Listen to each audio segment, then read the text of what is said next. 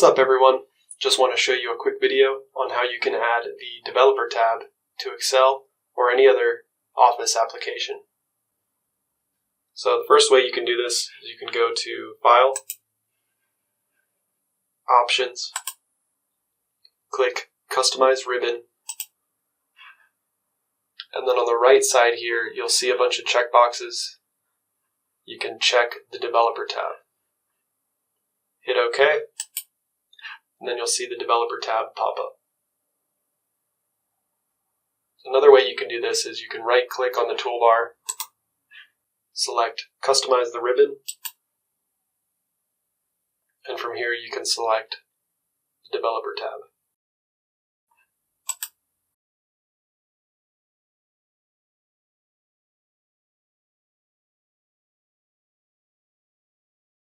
That's it for this quick video. See you guys on the next one.